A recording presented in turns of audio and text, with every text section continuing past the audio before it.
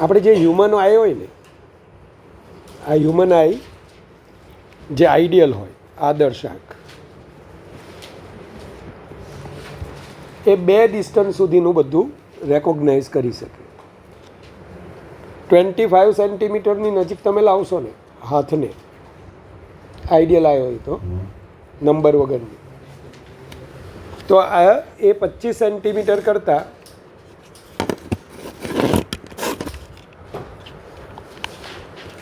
Helicopter ચાલુ કરો,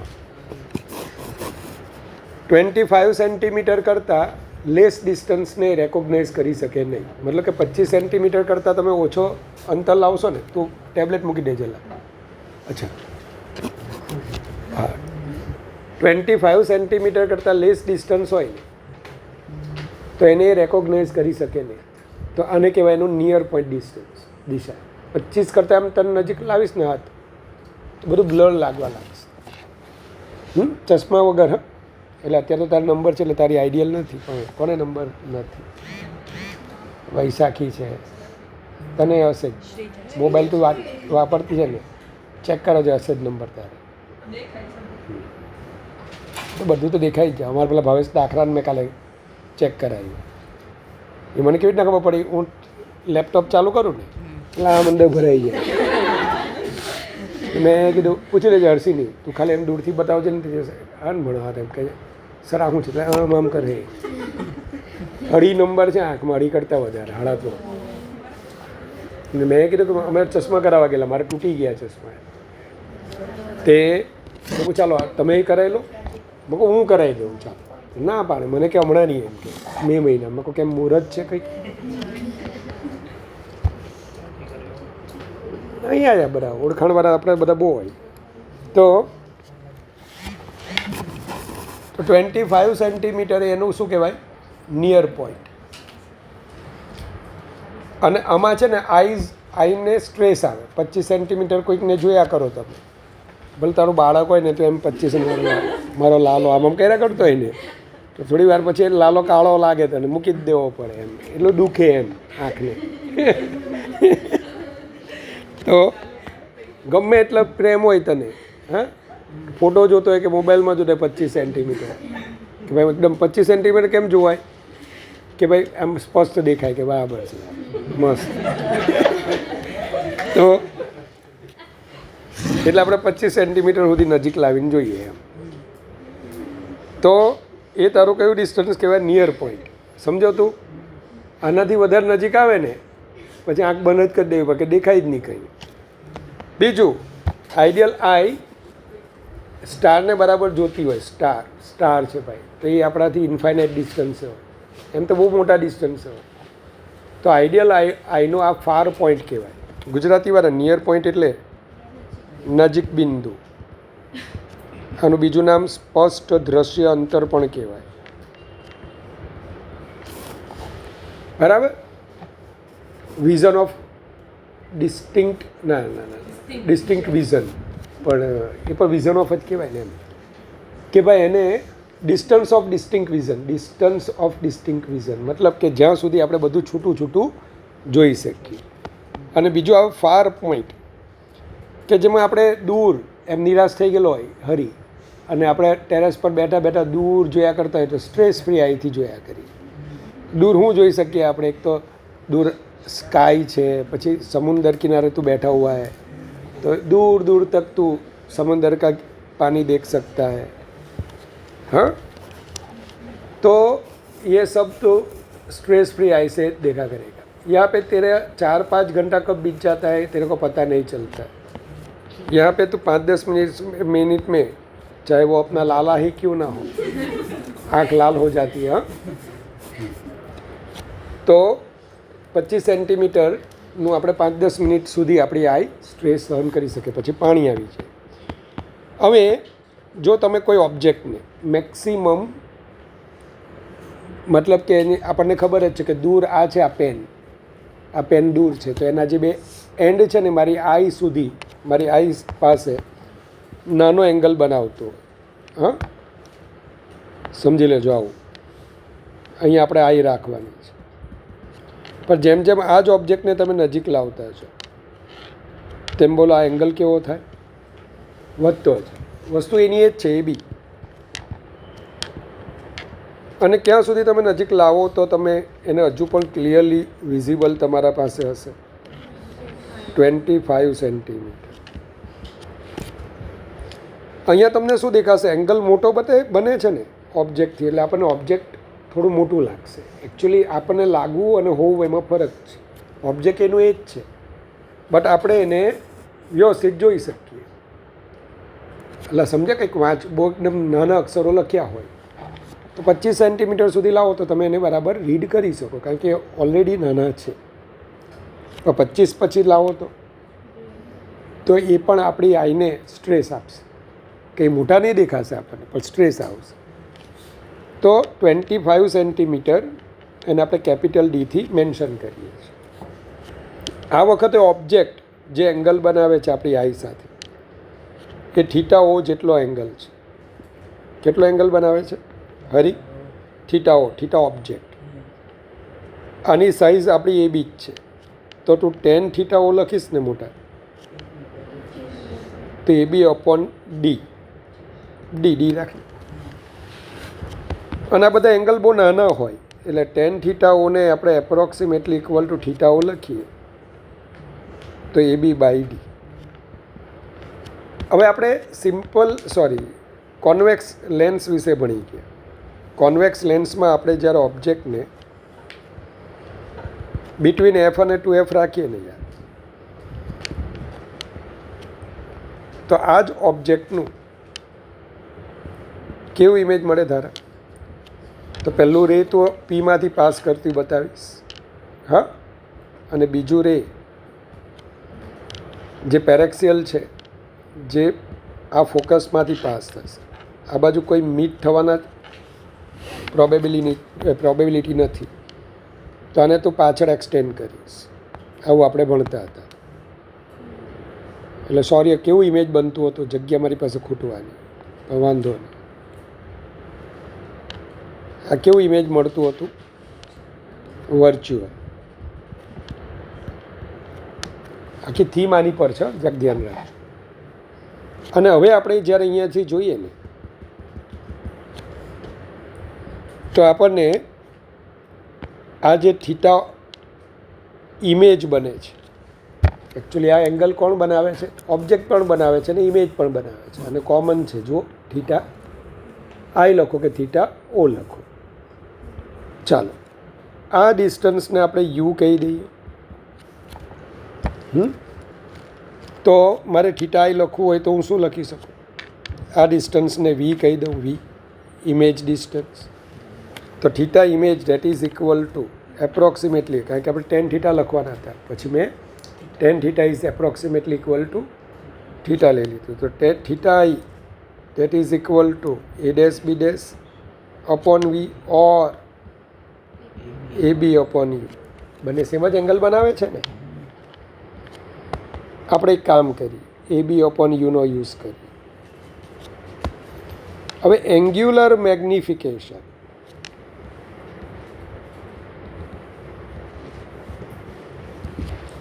vote is angular magnification? તમે એંગ્યુલર મેગ્નિફિકેશન કોને કહેશો? તો angular magnification M angular that is equal to theta image upon theta object. Theta image upon theta object, भक्त, ऐसा हमें मिलेगा. अब थीटा इमेज क्या है? ए बी अपॉन यू है. और थीटा ऑब्जेक्ट क्या है? ए डैश बी डैश अपॉन, ना ना ना ना ना, उसे भी हम ए बी बाई डी ले लेंगे. यहाँ पे मैंने कोई साइन कन्वेंशन यूज़ किया नहीं है, बाकी हम जब साइन कन्वेंशन यूज़ करेंगे तो क्या लिखेंगे? माइनस सी. तो मैं अभी मोड ले लेता हूँ. यहाँ पे क्या ले लेता हूँ? मोड. तो डी बाई मोड यू, इसे हम बोलते हैं एंगुलर मैग्निफिकेशन. क्यों ऐसा एंगुलर? जो हम अपनी without any help of convex lens जब ऑब्जेक्ट को अपने आँख के सामने खड़े रखते हैं तो कितनी दूरी तक दिखाई देता है? 25। बस वहीं उसकी मैक्सिमम साइज़ दिखाई देती है। हाँ, कोई भी ऑब्जेक्ट हमारे करीब आएगा तो हमें कैसा दिखेगा? Bigger and bigger and bigger. तो हम स्पष्ट यहाँ तक देख सकते हैं। कहाँ तक? 25। लेकिन मुझे और इससे भी बड़ा देखना है तो मेरे को कहाँ पे लाना पड़ेगा? इससे नज़दीक। ये 25 सेंटीमीटर से करीब आ गया है, लेकिन मैं देख नहीं सकूँगा। क्यों नहीं देख सकूँगा? ड्यू टू ह्यूमन आई, मेरी आई कंफर्टेबल नहीं है। याद रखना, बच्चा कंफर्टेबल होता है। न्यू बॉर्न बेबी होती है ना, वो 4 सेंटीमीटर तक देख सकता है। उसे हम ऐसे लेंगे ना, गोदी में करीब लाएंगे। अगर तेरी दाढ़ी बड़ी होगी ना तो बोलेगा नहीं डैडी नहीं, ऐसे रोएगा वो, क्योंकि तू पप्पी करने वाला होगा उसको, और उसको ये दाढ़ी कटेगी। ऐसे मैंने ये एक्सपेरिमेंट किया हुआ इस वजह से। क्लीन शेव होता था ना तो पवित्र ऐसे हंसता था, ऐसे। लेकिन थोड़ी ऐसे होती थी ना तो ऐसे करीब लाता था ना तो उसे दिख जाता था कि आज मेरे गाल छिलने वाले हैं ऐसे। तो पता है तेरे को, ऐसा वो बच्चों को पता होता है। वो मैंने બુકમાં લખેલું હતું નાના છોકરાઓ માટે 4 to 6 centimetre near point distance. તો હરી એટલે આ બધા એક્સપેરિમેન્ટ કરેલા છે ગાંડા, એટલે આટલા શ્યોરલી બોલું. तो जब आप उसे और करीब लाओगे तो अपनी आँखों से उसको देख नहीं सकते. किसको? ऑब्जेक्ट. लेकिन अगर आप ये जो कॉन्वेक्स लेंस है उसको आप रखोगे तो वो अब क्लियरली दिखाई देगा, लेकिन यहाँ पे नहीं दिखाई देगा. यहाँ पे उसे हम बोलते हैं उसकी वर्चुअल इमेज. बस यही जो यूज़ है ना, सिंपल માઇક્રોસ્કોપ. ભાઈ આ જે યુઝ છે એને આપણે શું કહીશું? સાદું માઇક્રોસ્કોપ. આ યુઝ છે આનો. ચાલો સમજ પડી જાય. તો ચલો, અને એના માટે M A is equal to D by mod you.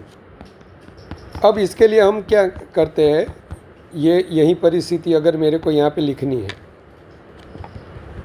1/f change कर देता हूँ sign, 1/v minus 1/u, capital you लिख देता हूँ. अब कैपिटल यू यानी क्या है आपका? माइनस यू, क्योंकि लेफ्ट हैंड साइड है. एफ तो अब हमारा कैपिटल एफ ही, सॉरी प्लस ही होगा. हाँ, तो हरी मैं क्या बोल रहा हूँ, 1/v. अब मैं लेटरल मैग्नीफिकेशन लिखने वाला हूँ. तो 1/v 1/f प्लस 1/u, ऐसा ही लिखोगे ना आप. 1/f माइनस 1/u, है कि नहीं? अभी मेरे कुछ गलती हो गई है यहाँ पे, ऐसी गलती नहीं होनी चाहिए थी. ये वाला कैपिटल वी भी हमारा क्या आएगा? Minus we. सॉरी यार, मेरे को यहाँ पे लिखना है किसको? u को. तो 1/u यानी क्या आएगा? 1/v minus 1/f. सही है. चल अब हरी, माइनस वी माइनस एफ, क्या निकालोगे आप? 1/v plus 1/f. तो हरी इसको भी मैं ऐसे लिख लेता हूँ ना, माइनस यू. सही है ना? चलिए, तो यहाँ पे क्या आ जाएगा? सभी माइनस माइनस चला जाएगा. तो 1/u यानी 1/v प्लस, याद रखना यहाँ पे मैंने सिर्फ मोड यानी कि इसका मैग्नीट्यूड ही निकाला है. तो अब एम ए में अगर लिखूँगा ना तो मेरे को क्या मिलेगा? डी, फिर 1/u का वैल्यू 1/v प्लस 1/f. तो ये एंगुलर मैग्नीफिकेशन का जनरल इक्वेशन हुआ. क्या हुआ? जनरल. अब जनरल में आप देखना, हमारी आई कहाँ तक देख सकती है? कैपिटल डी, अगर V is equal to capital D, image हमारा डी पे हुआ, ये वाला जो इमेज बन रहा है ना यहाँ पे, वो कहाँ पे मिल रहा है? डी पे, नियर पॉइंट पे, क्योंकि उससे करीब भी इमेज बनेगा तो दिखेगा नहीं। तो इमेज कहाँ से कहाँ तक बनना चाहिए आइडियल आई के लिए? V का डिस्टेंस क्या होना चाहिए? डी टू इनफाइनाइट, है ना? जो इमेज बनना है वो भी हमें कहाँ से कहाँ तक बनाना है? डी, उससे ज़्यादा करीब होगा तो इमेज भी नहीं दिखेगा क्योंकि वो ब्लर हो जाएगा। तो यहाँ पे मैं दो एक्सट्रीम बातें बोलता हूँ।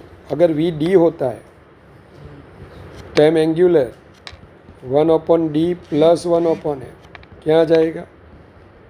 1 + D/A।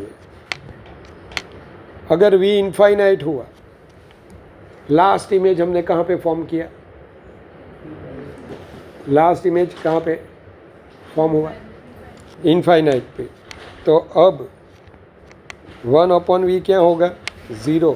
तो M angular is equal to D/F।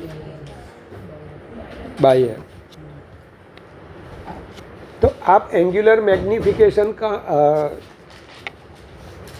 सबसे छोटा वैल्यू क्या आएगा? D/F। कब आएगा? जब लास्ट इमेज इनफाइनाइट पे होगा। यहाँ पे आप स्ट्रेस फ्री आइस के साथ देखोगे, मन चाहे उतने टाइम देखोगे यार। सपोज ये मैंने ले लिया 5, इसका वैल्यू मैंने 5 ले लिया, तो ये कितना आएगा?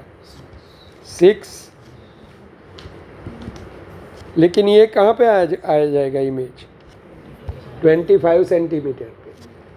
अब यहाँ पे जो इमेज देख रहे हैं वो 25 सेंटीमीटर पे। पहले ही मैंने बोला कि 25 सेंटीमीटर पे जब आप देख रहे हो तो आई में क्या होगा? स्ट्रेस। सपोज तू कोविड का बैक्टीरिया देख रहा है कि वायरस था, चल वायरस ले लेते हैं। कोविड का वायरस तेरे को 25 सेंटीमीटर तक उसके स्टडी करना है। तो 5 घंटे की स्टडी है यार, तो तू कर सकेगा? वो बैक्टीरिया अपने कितने टाइम ज़्यादा दिखेगा तेरे को? 6। और अगर इनफाइनाइट पे देखेगा तो कितना टाइम बड़ा दिखेगा? 5। कौन सा पसंद करेगा, 5 या 6? हाँ 5। यहाँ पे एक ही तो ज़्यादा है ना, लेकिन आई को कितना स्ट्रेस होगा? बैक्टीरिया तो भड़ में जाए लेकिन तेरी आँख चली जाएगी।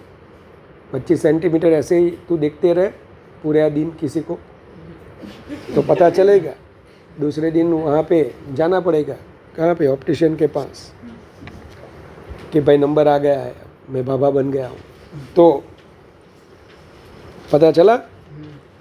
तो ये वाला हम चूज़ करेंगे, कौन सा वाला? D/F। लेकिन आप याद रखना, कोई भी अगर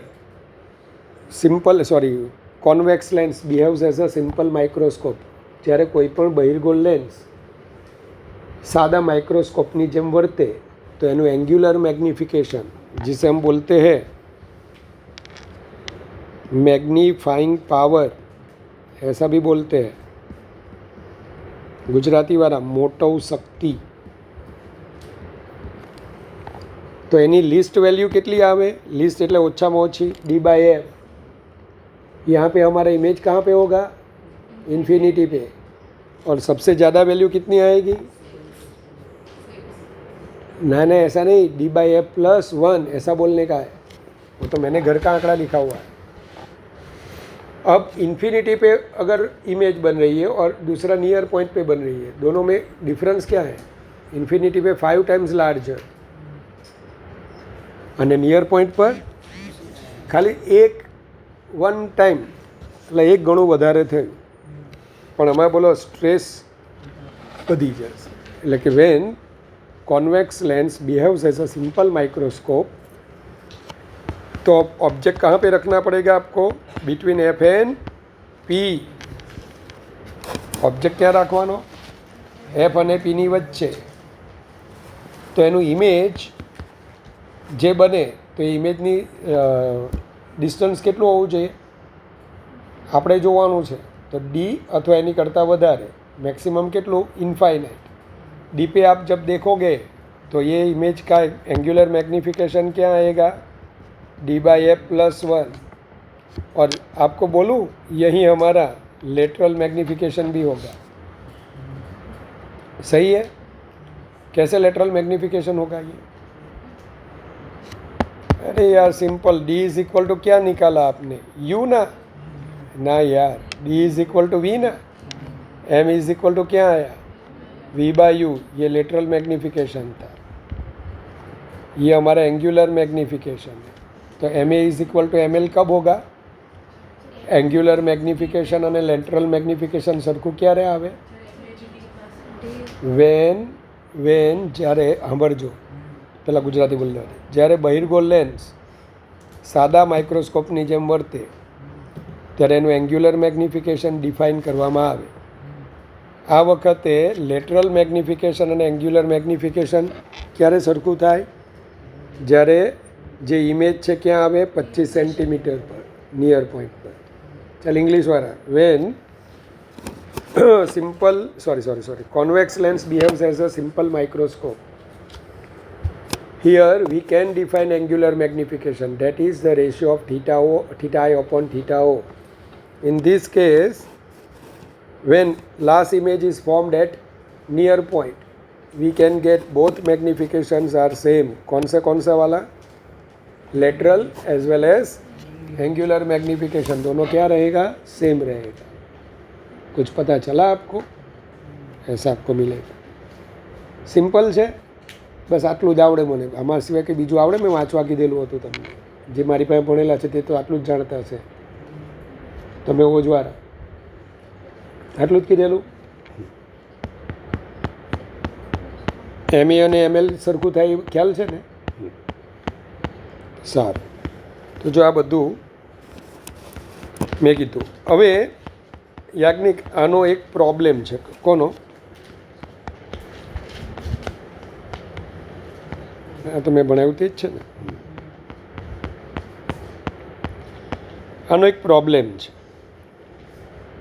કે તમે જોયું કે angular magnification d/f+1 when last image is at near point, और d/f, और ऐसा भी लिख सकते हो एंगुलर मैग्निफिकेशन लेस देन और इक्वल टू d/f+1. यहाँ पे last image is at near point.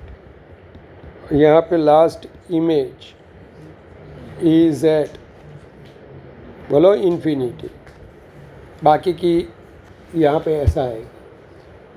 अब समझ लो ये हमारा 5 है तो ये हो जाएगा 6. अगर ये 6 है तो ये हो जाएगा 7.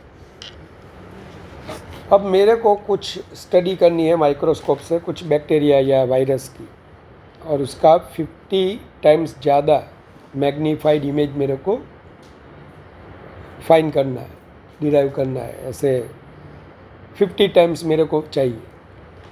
तो मैं क्या कर सकता हूँ यहाँ पे? 50 टाइम्स अगर चाहिए तो आप d/f में, ये तो भगवान को तब करना पड़ेगा आपको कि भाई d मेरा क्या नियर पॉइंट डिस्टेंस वो बढ़ा दो, बाबा बन जाओगे आप. हाँ, ये तो पॉसिबल ही नहीं है. वो तो ह्यूमन आई के फिक्स्ड होता है. तो एक काम करते हैं, फोकल लेंथ को हम कम करते हैं. क्या करते हैं? कम. अब फोकल लेंथ जब आप कम करोगे ना तो आपका जो ये थिन लेंस है ना वो थिक होता जाएगा. कैसे पता चला कि वो थिक ही होगा? तो मैंने पढ़ाया था पावर के टाइम. यहाँ पे आप पैरेलल लाइट जब इंसिडेंस करवाओगे ना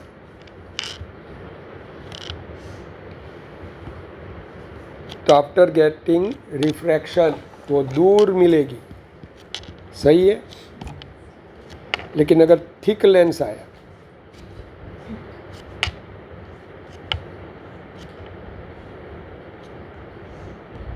तो वो करीब मिलेंगे।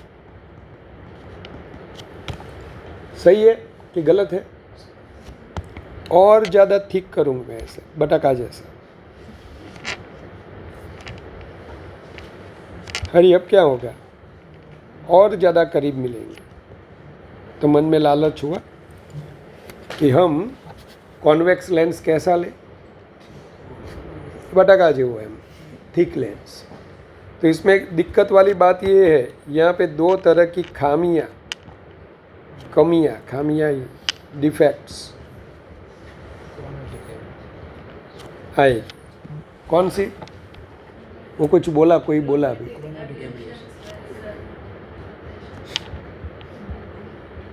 क्रोमेटिक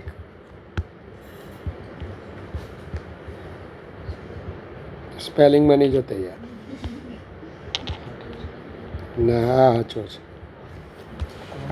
ક્રોમેટિક એબ્રેશન અને दूसरा સ્ફેરિકલ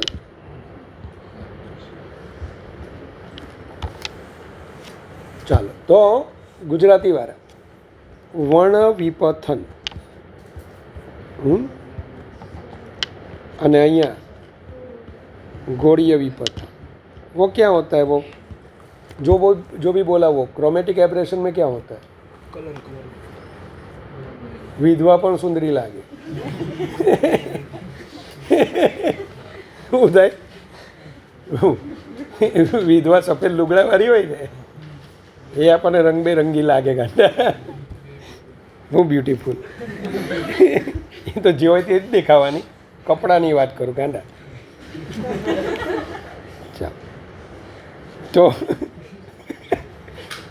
ક્રોમેટિક એબ્રેશન એટલે આવું વર્ણ વિપથન તો છેતરાઈ જાય રંગમાં અહીંયાથી વ્હાઇટ લાઇટ આવતી હોય મોટા તરત જ due to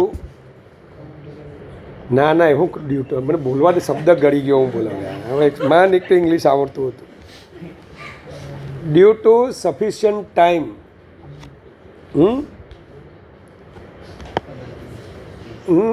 due to sufficient time given for the rays inside the lens પૂરતો સમય મળવાને કારણે કોને?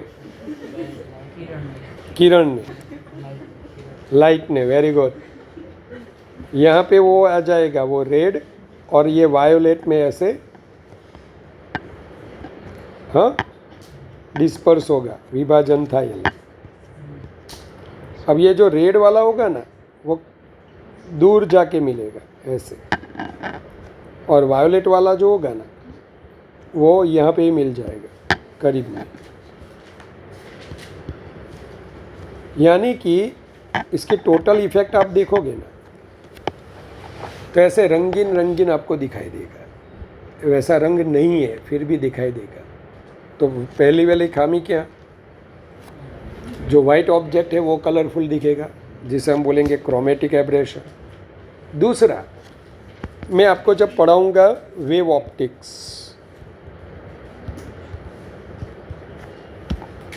जब वेव ऑप्टिक्स में आपको पढ़ाऊंगा ना तो उसमें आपको दिखाऊंगा कि वैसे तो मून जो होता है ना, मून, इसका इमेज क्या होना चाहिए, मून का इमेज क्या होना चाहिए, ऐसे डिस्क प्रकार का होना चाहिए।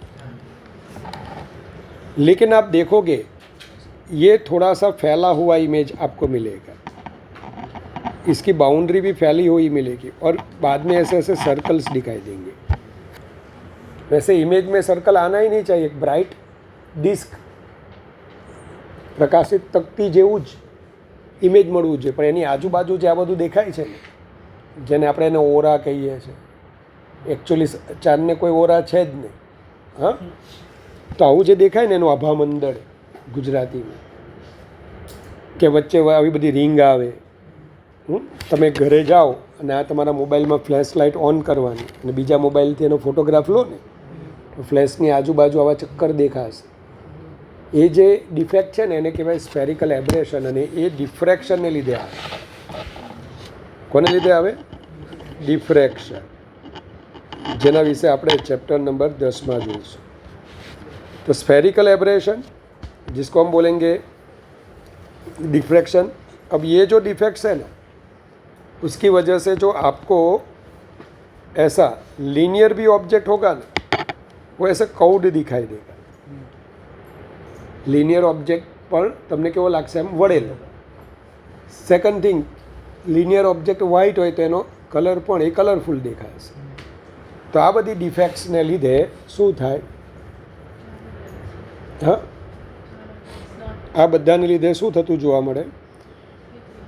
તો તમને જે મૂળ મતલબ કે જે ઓબ્જેક્ટ હોય એની અંદર ડિસ્ટોર્શન જોવા મળે. એની જે ઇમેજ છે ને એ વિકૃત થયેલી દેખાશે. એટલે આનું મેગ્નિફિકેશન હવે દરેક બુકમાં અલગ અલગ છે કે આનાથી જે મેગ્નિફિકેશન મળે ને એ 10 ટાઈમ્સ કે એનાથી ઓછું હોવું જોઈએ. કોઈ બુક આવું લખે કે 5 to 6 ટાઈમ્સથી વધારે હોવું જોઈએ નહીં. તમને કેટલું લખાયું છે? ઓજવાર 0 to 10? 9. અચ્છા, કોઈકમાં 9 એ આવે છે, દરેક બુકમાં એટલું. પણ આપણે સફિશિયન્ટલી હોવું કે 5 to 6 આ બેની વચ્ચે હોવું જોઈએ. તો તમને એટલું બધું ડિસ્ટોર્શન આવે નહીં. ડિસ્ટોર્શન એટલે વિકૃતિ ન થાય. પણ મેં તો નક્કી કરીને આજે હું બેઠેલો હતો યાર કે મારે બેક્ટેરિયાને કેટલા ટાઈમ્સ મોટો જોવો છે? 50 ટાઈમ. એટલે તરત જ મને છે ને લેન્સનું કોમ્બિનેશનવાળી થિયરી યાદ આવે.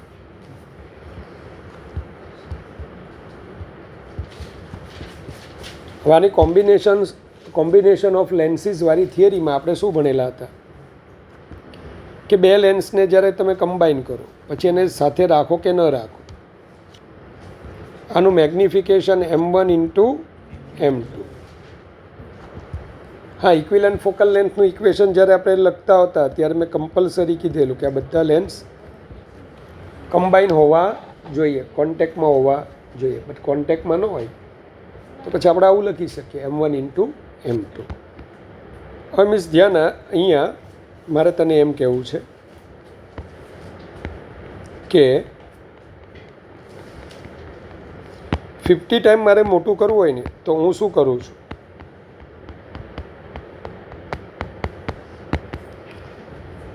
હું 2 લેન્સ લઉં છું. એક લઉં છું એટલે બંને હું કયા લેન્સ લઉં છું? કોન્વેક્સ લેન્સ લઉં છું.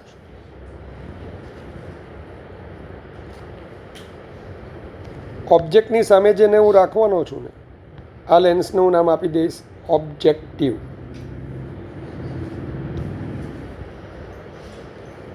આ ઓબ્જેક્ટિવ.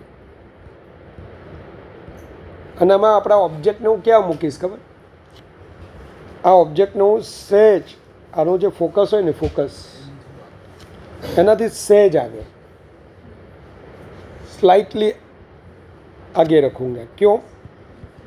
बिटवीन F, 2F અને F આનાથી જે ઇમેજ બને ને એક તો બને રિયલ, फिर इन्वर्टेड અને मैग्नीफाइड. वो कहाँ पे बनेगी? इसके 2F से पीछे. तो मैं कहाँ पे एडजस्ट करूँगा?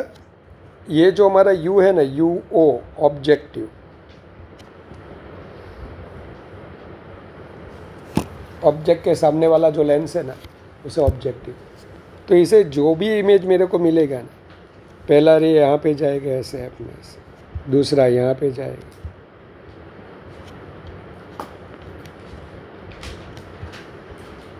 થોડું એડજસ્ટ કરજો યાર. હા, ચાલો. હવે જે આ ઇમેજ બની ને A1 B1, it behaves as a real image for second lens. એ વર્ચ્યુઅલ ના આવે, એટલે રિયલ છે. એટલે કદાચ મને સંભળાયું હોય.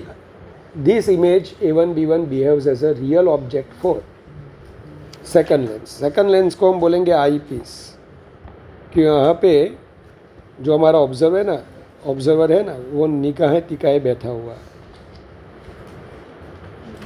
बैक्टीरिया दिखेगा 50 गुना ज़्यादा बैक्टीरिया दिखेगा. अब समझ लो ये जो इमेज है ऑलरेडी मैंने 10 टाइम्स बड़ी निकाली है. जो एक्चुअली ये साइज़ है उससे ये 10 टाइम्स बिगर है. तो पहले ऑब्जेक्टिव का मैग्नीफिकेशन क्या आया 10, वैसे तो -10 आएगा, क्यों -10? उल्टा है, है उल्टा है, तो ऐसे तो मैं -10 लिखूँगा, उल्टा है ना। उल्टे में इमेज के लिए मैग्नीफिकेशन क्या आएगा नेगेटिव, क्योंकि H पॉजिटिव है, H डैश नेगेटिव है। चलो अब यहीं जो इमेज मिला ना वो दूसरे के लिए ये निकाल देता हूँ,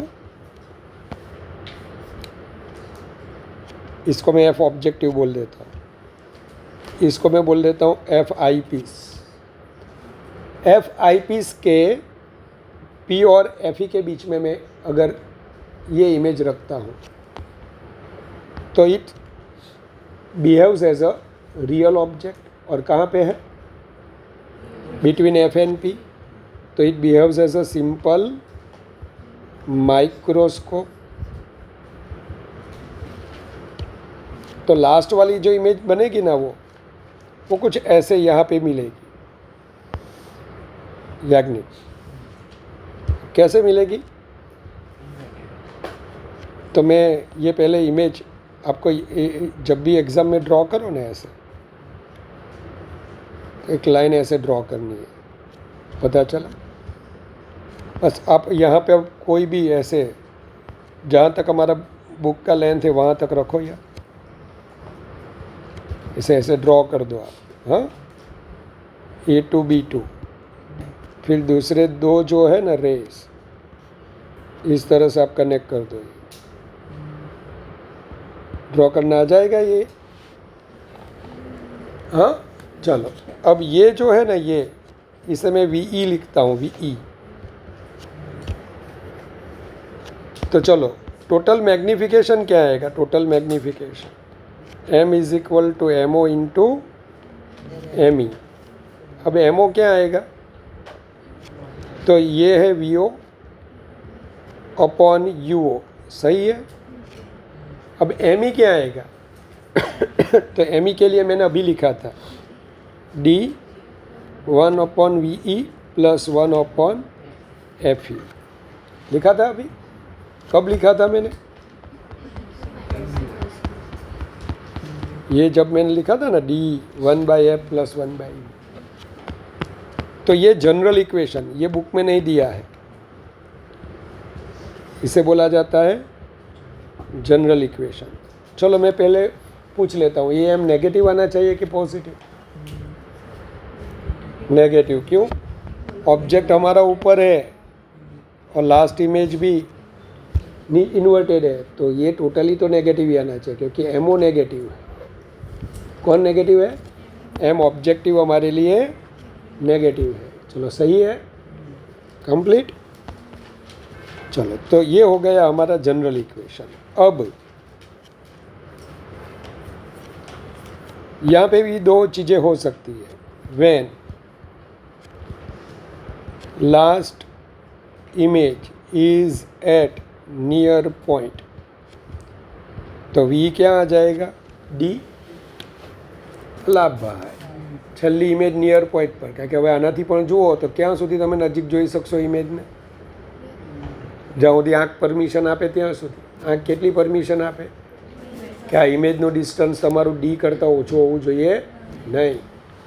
वक्त पता चला कुछ? तो V is equal to D, तो आप क्या लिखोगे यहाँ पे? VO अपॉन U, बराबर। डायरेक्टली लिख लूँ? यहाँ पे मैं D लिखूँगा, फिर D अंदर ले जाऊँगा तो क्या आ जाएगा? D प्लस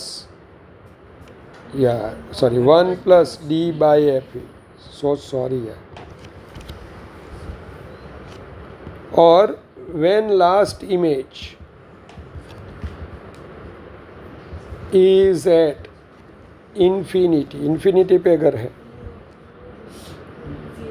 तो V तो आ जाएगा इन्फिनिटी, 1 अपॉन V आ जाएगा, तो M is equal to VO by UO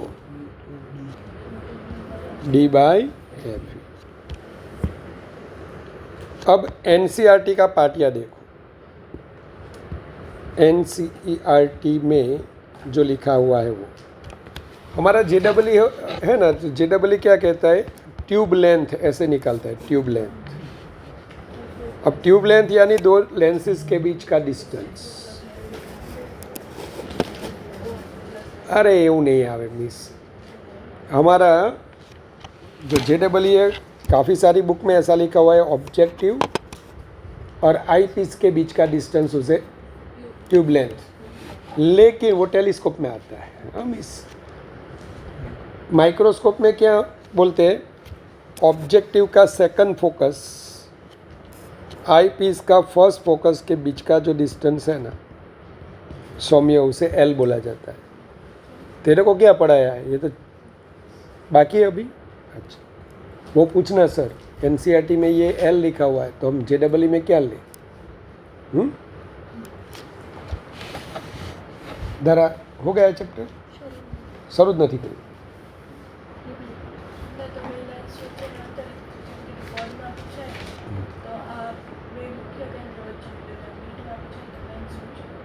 એવું છે, નીટમાં જ પૂછાયેલું છે અને એમાં આ ડિસ્ટન્સને ગણેલું છે.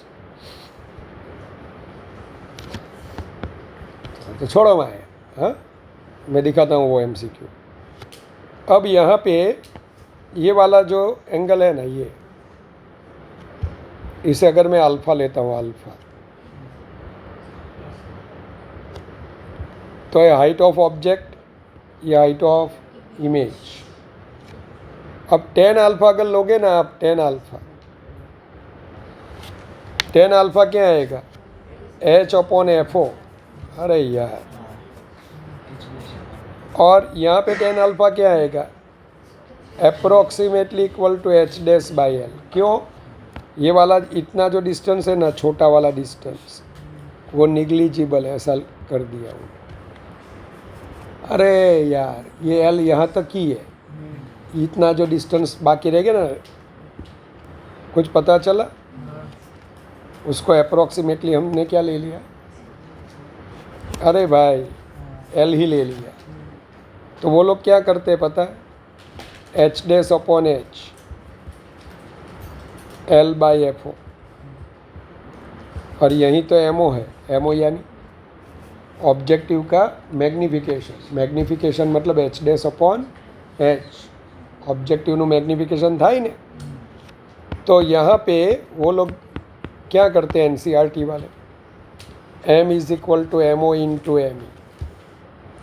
MO यानी H'/H यानी L/FO. अब ME के लिए यहाँ पे दो option, when last image is at infinity, ME क्या आएगा, D/FE. तो M क्या आएगा, L/FO D/FE. यहीं पढ़ा है ना स्कूल में. When last image is at near point, तो ME क्या आएगा, D/FE +1. तो अब M क्या लोगे आप, L/FO D/FE +1.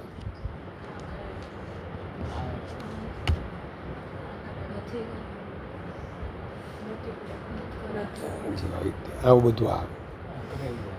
મને કોઈ પૂછે ને આજે તે શું ભણાવ્યું, અથવા તું દાદરા ઉતરતી જતી હોય ને પેલો અંકલ બાજુવાળા માસુકભાઈ તને પૂછે કે તું શું ભણવા આવેલી, તારે કહેવાનું એને કે સાહેબ એવું તો કંઈ નહીં હતું, પણ આજે અમે છે ને આ સિમ્પલ માઇક્રોસ્કોપ અને કમ્પાઉન્ડ માઇક્રોસ્કોપ ભણ્યા.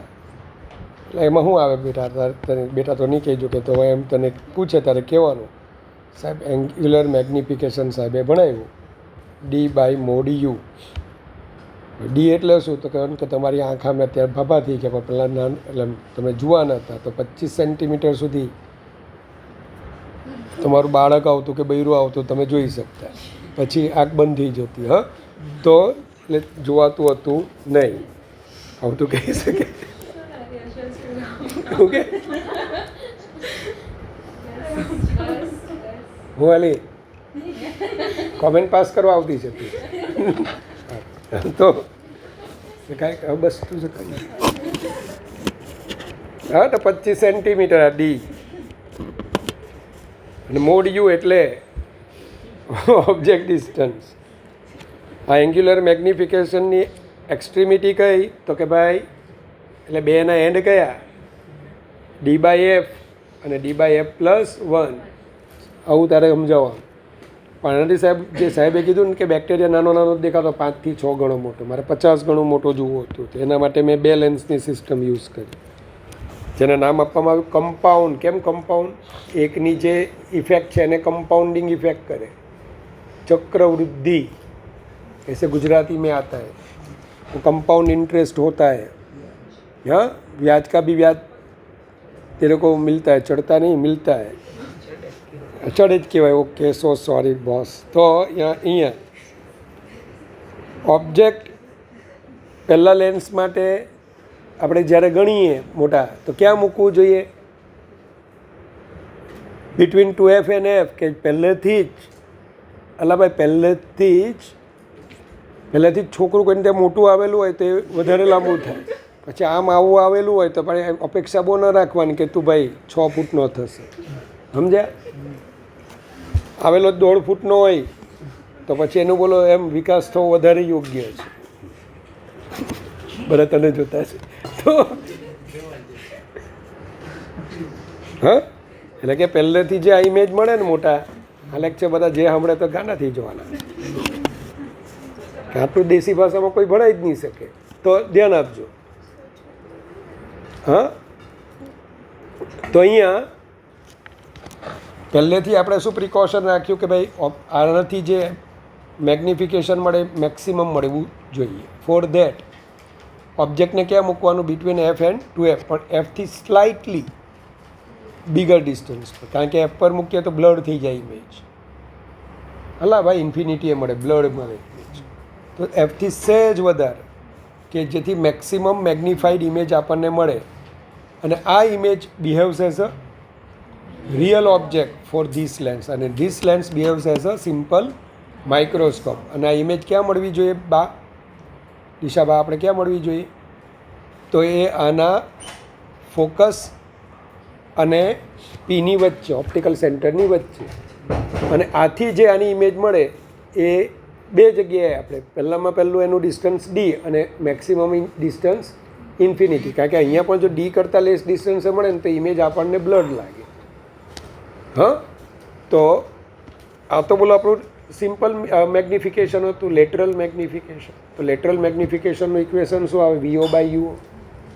અને VO/UO હોય તો શું લખી શકીએ આપણે? તો VO/UO તો VE ઇઝ, અચ્છા પછી તો મેં તમને કહી દીધું VO/UO જ રાખવાનો. લાસ્ટ ઇમેજ ક્યાં હોય?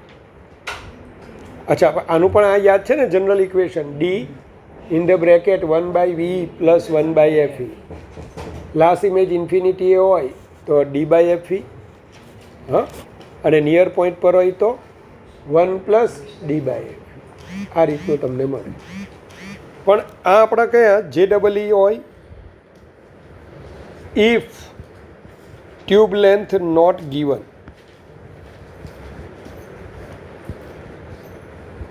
અથવા કોઈ ડેટા મિસમેચ થતો હોય, યુ ન આપ્યું હોય, VO/UO કામ જ ન લાગતું હોય તો. VO/UO કામ ન લાગે તો આપણે આ જ ઇક્વેશન વાપરવાનું. સોરી, તો આ ઇક્વેશન ન વાપરવાનું. હવે NCERT શું કહે છે ટ્યુબ લેન્થ એટલે માઇક્રોસ્કોપ માટે? ડિસ્ટન્સ બિટવીન 2 ફોકસ, ઓબ્જેક્ટિવનું સેકન્ડ અને આઈપીસનું ફર્સ્ટ. તો ત્યાં પ્રેમથી L/FO લખી દેવાનું. હા, MO ઇઝ ઇક્વલ ટુ શું લખશું? L/FO. અને ME તરીકે શું લખવાનું? કે જો લાસ્ટ ઇમેજ ઇન્ફિનિટી એ ફોર્મ થાય તો D/FE, અને નિયર પોઈન્ટ એ થાય તો D/FE + 1. ME નો કન્સેપ્ટ સેમ જ રાખીશું, ખાલી VO/UO ને બદલે શું લખીશું? L/FO. કે સમજ પડી? ચાલ, L ન આપ્યું હોય તો VO/UO ઇન્ટુ ME. અને ME આપણે પછી આપણી રીતે, ME નું જનરલ ઇક્વેશન શું હતું? D 1/VE + 1/FE. આ જનરલ ઇક્વેશન. હા, કે જ્યારે ઇમેજ ક્યાં બનતી હોય? ઇન્ફિનિટી અને ડીની વચ્ચે. તો આપણે આ યુઝ કરવાનું. ચલો, D પર બની તો ડી પર બની તો 1 પ્લસ ડી બાય એફ અને ઇન્ફિનિટી એ બની તો ડી બાય એફ આવડી જાય. બસ આટલું છે આમાં મિસ સમજ પડી ગઈ. હા બોલ બોલ. હું સ્મોલ ડી ક્યાંથી લાવી તું? આમાં તો કોઈ મને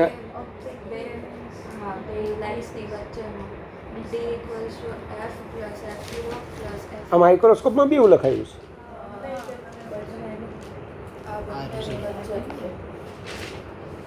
એટલે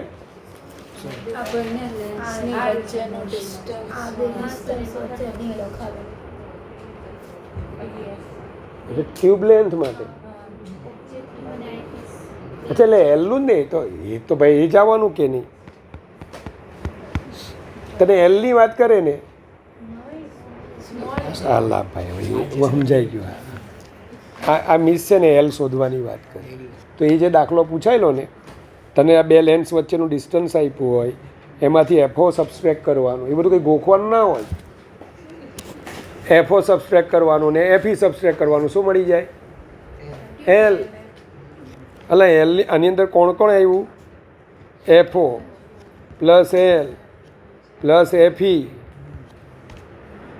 ભાઈ એલ ફાઇન કરવું હોય તો તને આ બે લેન્સ વચ્ચેનું ડિસ્ટન્સ આપ્યું હોય એમાંથી તારે કોને સબસ્ટ્રેક્ટ કરો? એફઓ અને એફઈ. થોડું કોઈ ગોખવાનું. वैसा मत याद रख, मैंने अभी किया ही नहीं वो. क्यों नहीं करवाता मैं? वो जब आएगा ना अगर ट्यूब लेंथ के हिसाब से वो ऐसा अभी एमसीक्यू में पढ़ाता हूँ उसमें आएगा ही आएगा. बाकी એ સિવાય કંઈક છે શું એક્સ્ટ્રા ભણાવ્યું એવું? દવે આટલું જ ભણાવેલું? તું તો ગઈ જ નથી કે સ્કૂલ? સારું. તું સ્કૂલ ગયેલી અલી? આજે નહોતી ગઈ? તું રેગ્યુલર જાય છે? ધ્યાન આપેલું?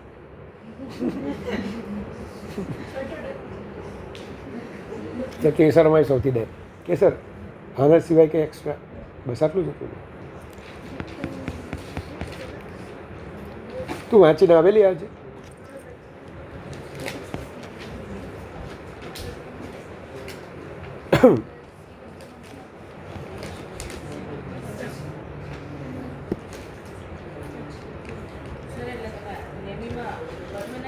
નથી ભાઈ નથી કહ્યું, જોવાનો જ નથી. લોકોને બધી શરતો બહુ ડેન્જર છે. ચાલ ખાલી કહું રેકોર્ડિંગ જો. The focal length of the objective જગ જોઈ લેજે.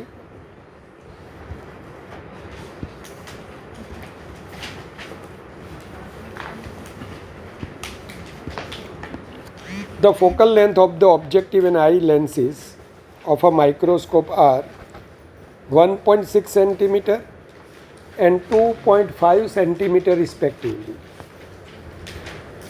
Microscope કીધેલું છે. હા, the distance between two lenses હવે જો આપ્યું છે 21.7 centimeter. If the final image is formed at infinity, what is the angular magnification? अब ये वाला प्रॉब्लम मैंने क्यों रखा है? क्योंकि मैं भी प्रॉब्लम में आ गया. जब मैं वो पढ़ा रहा था ना नीट वाला, मेरे को एक ही इक्वेशन जचता था क्या? VO by UO into ME. अब ME में क्या आएगा? Last image is formed at infinity तो D बाई FE. अब सौम्य प्रॉब्लम क्या हुआ पता है? इन्होंने ये दो लेंस के बीच का डिस्टेंस दे दिया 21.7 सेंटीमीटर. इसी वजह से वो जेडी सर ने ये वाला लिखवाया. अब यहाँ पे मैं क्या यूज़ नहीं कर सकता पता है? मेरे को ऑब्जेक्ट डिस्टेंस कहाँ पे मिला नहीं है. आपको मिल रहा है? FO आपको पता है कितना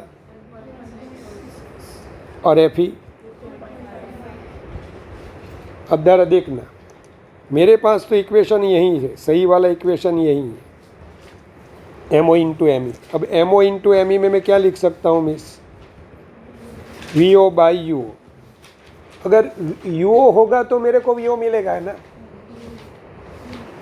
वो तो पॉसिबल ही नहीं है. मैंने देखा तो कुछ नहीं आ रहा था.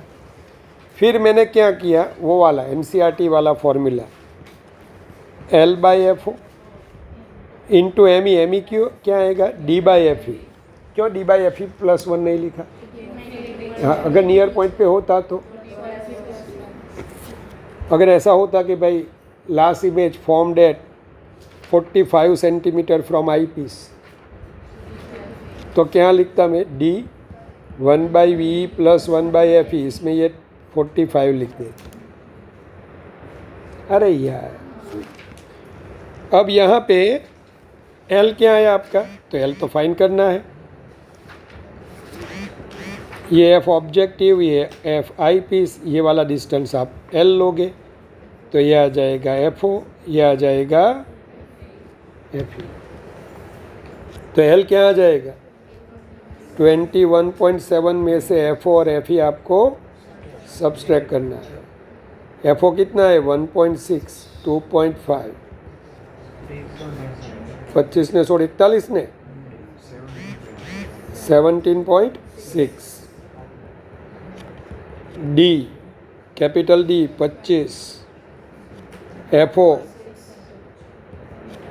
और ये 200, ये 11 आ जाएगा, बिकॉज 16 × 10 160 + 16 176, ऊपर आ जाएगा 10, आ जाएगा 110। पता चल ही जाएगा आपको क्या कौन सा वाला यूज़ करना है। अगर ऑब्जेक्ट डिस्टेंस वहाँ पे दिया होगा तो उस टाइम VO/UO करना पड़ेगा, लेकिन वो नहीं देंगे, मेरे को पता है, वो ऐसा ही MCQ बनाएंगे। हाँ, टेलीस्कोप का है पीछे। अच्छा, the focal length of objective and the eyepiece, देखना उसमें टेलीस्कोप नहीं है ना। The focal length of objective and eyepiece of a compound microscope are 2 centimetre, 3 centimetre respectively. The distance between objective and eyepiece is 15 centimetre. तो ये objective और ये वाला आई पीस, दोनों के बीच का distance 15 centimetre. The final image by the eyepiece is at infinity. Two lenses are thin. The distance in centimeter of the object and image produced by the objective measured from the objective lenses are respectively. अच्छा, अब यहाँ पे आप देखो क्या हुआ, ये FO, ये डिस्टेंस बिटवीन 15 सेंटीमीटर है, FO क्या है 2 सेंटीमीटर, FE क्या है 3 सेंटीमीटर। अब image, final image is formed at infinity है, तो आप कैसे निकालोगे वो ऑब्जेक्ट डिस्टेंस और इमेज डिस्टेंस। चलो, तो ME तो आपको मिल जाएगा यार, ME that is equal to D/FE, D 25, FE 3, सही है। नहीं वो नहीं चाहिए मेरे को, इतना ही रखो। अब यहाँ पे क्या दिया हुआ है 15 सेंटीमीटर। अब यहाँ पे भी MO आपको चाहिए, तो MO कहाँ से लाओगे, M is equal to L/FO, तो ये हो जाएगा आपका 2 सेंटीमीटर, फिर ये 3 सेंटीमीटर, तो L क्या आ जाएगा 10 आ जाएगा। चलो, तो ये तो ME का तो कुछ काम ही नहीं हुआ ना यार, तो MO is equal to L/FO। चलो, L क्या है 10, 2, 5,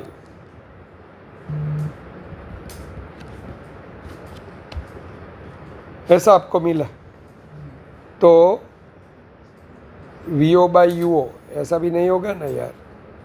अच्छा, एक काम करते हैं, वो गलत है, तरीका ही गलत है, यहाँ पे L नहीं यूज़ कर सकते। देखो, यहाँ पे थियरी यूज़ करनी पड़ेगी, एडवांस वाला प्रॉब्लम है। जब लास्ट इमेज कहाँ पे बनती है, तो ऑब्जेक्टिव का इमेज यहाँ पे बनेगा।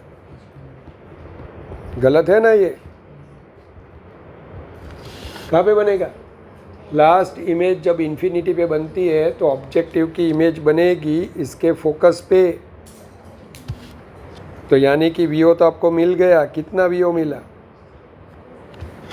तो 15 में से 3 गया, 12 सेंटीमीटर। तो वीओ मिल गया आपको 12 सेंटीमीटर। सही है।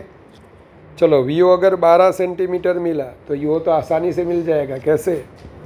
1/VO minus 1/UO that is equal to 1/FO। अब वीओ तो +12 ही आएगा ना, यूओ नेगेटिव आना चाहिए। एफओ क्या है? 1/2। तो 1/VO that is equal to 1/12 minus 2। क्या लिखोगे आप? 12। कितना? -4 आएगा ना, 2 6 એટલે 5 -12/5 UO UO हाँ UO ना भाई UO -2.4 सेंटीमीटर। तो मोड UO आ जाएगा 2.4।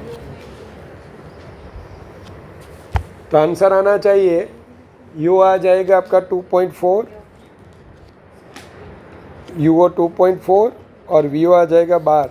कहाँ पे ऐसे ऑप्शन? ए। अब यहाँ पे वो L/FO D/FE करो, आटा आ जाएगा आपका।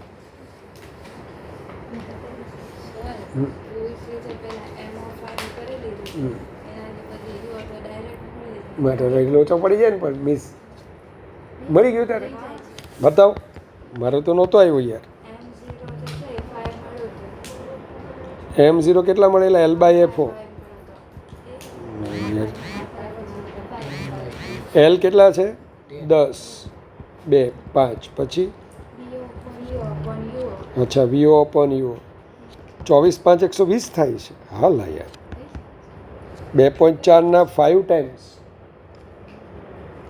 12 એટલે આમાં આવી ગયું છે। मैंने आज तक नहीं किया। हाँ, तो VO/UO यहाँ पे आ जाएगा कितना? 5। तो ऐसे ऑप्शन गोतने का है जिसका रेशियो 5 आता है। 12 और 2.4 अल्लाह भाई 24 5 120 आ जाएगा। यहाँ पे नहीं आएगा, यहाँ पे भी नहीं आएगा, यहाँ तो आ ही नहीं। मैंने आज तक नहीं देखा ऐसा। कई બીજી વારી કરે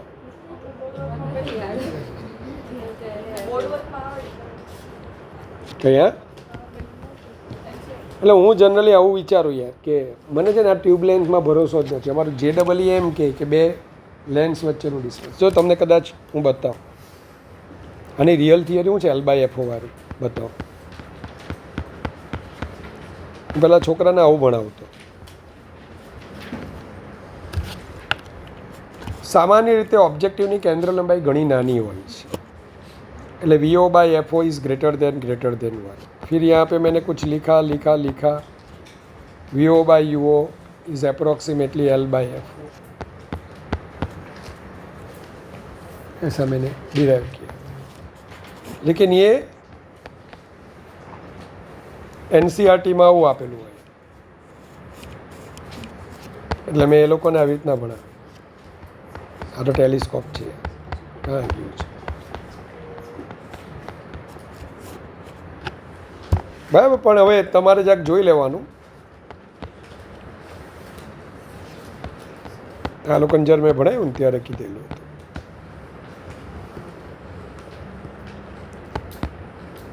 તમને એટલે ડાયરેક્ટ પેલો રેશિયો ઉપરથી જ કરાવી દીધું, મેળે એવું નહીં હતું।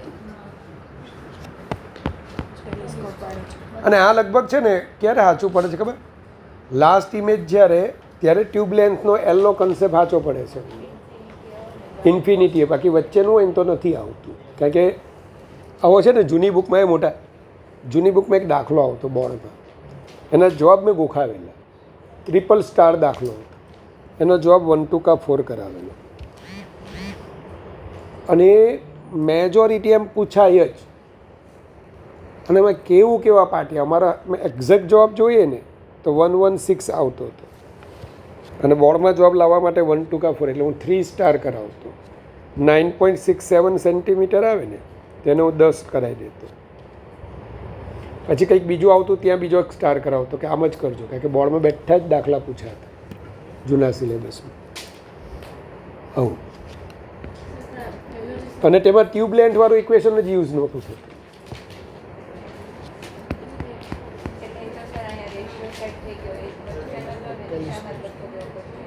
નથી થતું.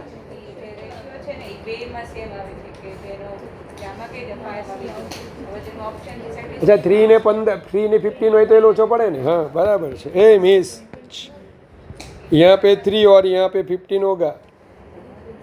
પછી આપણને VO તો ત્યાંથી મળી ગયું બાર, તો પછી VO ની વેલ્યુ મૂકી દો અને VO ને આપણે વીઓ તો ભાઈ તો હું કામ એટલું બધું વિચારે. વીઓ જો તને અહીંયા બહાર મળી ગયું છે તો ડાયરેક્ટ જ થાય કે નહીં મિસ? सर तो फिर ये एल्गोरिथम वाला जब इनफाइनाइट डिस्टेंस पर तब वो आ जाता है ऐसा बोलना. बीच वाले डिस्टेंस बीच के लिए नहीं आता. और मेरे को तेरे को एक प्रॉब्लम अभी दिखाता हूँ. चल बुक्स है ना, बुक्स उसमें होगा.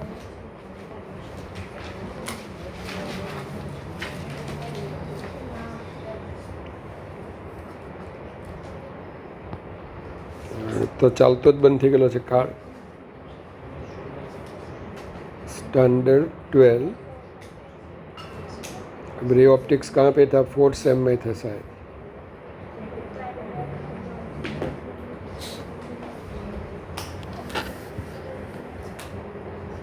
वो सेमेस्टर सिस्टम की बुक में आता था ये.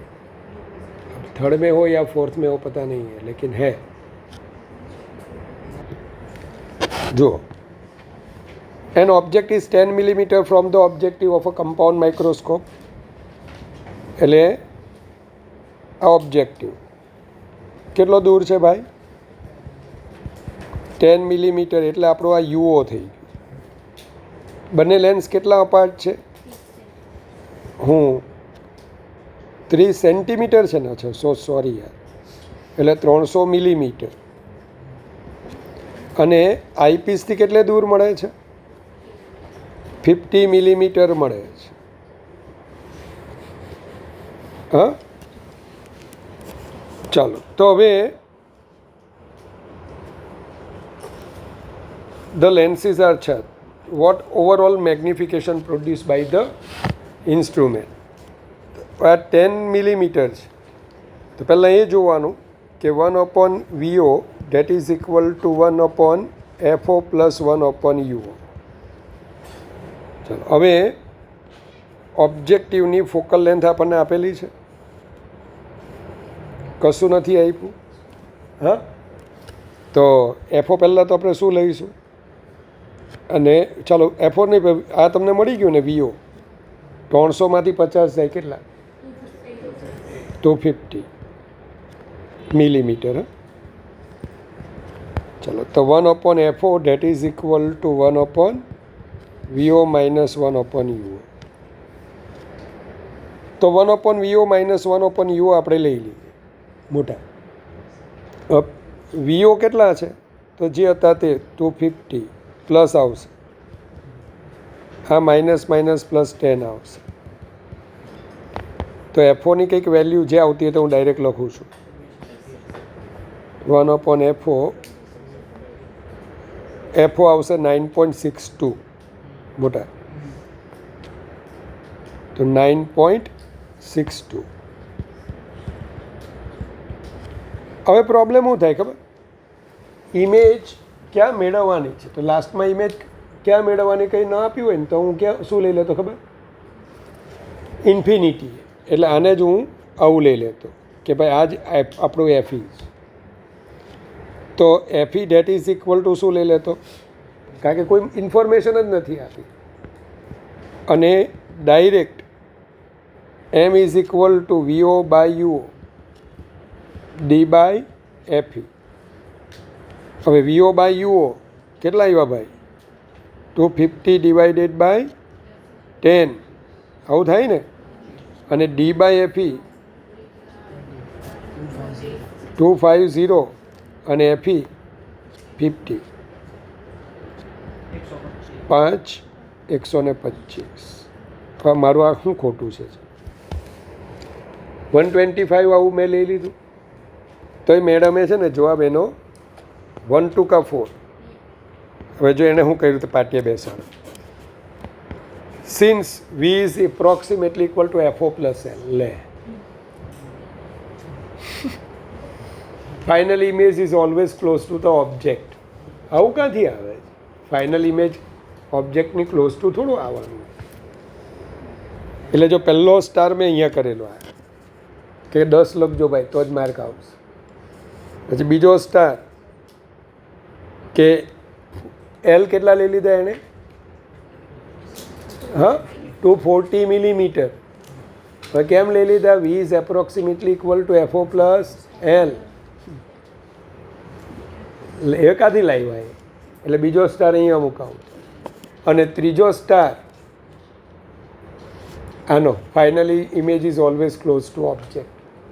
મતલબ કે આપણે જે ફિગર દોરીને એમાં 300 પ્લસ 10 તો ફાઇનલ ઇમેજને અહીંયા બતાવી દીધી. હવે આપણો જવાબ કેટલો આવેલો હતો? અને એ લોકો આવી રીતના પાટિયા બેસાડીને જવાબ કેટલો લાવ્યા? મારો 125 વાળો પેલી મેડમે ખોટો આપી દીધો. મેં શું કીધેલું ખબર કે નોર્મલ સેટઅપ હોય ને એમાં ફાઇનલ ઇમેજ ઓલવેઝ ખ્યાલ હોય ઇન્ફિનિટી એ, કારણ કે આપણે સ્ટ્રેસ ફ્રી જોવાનું.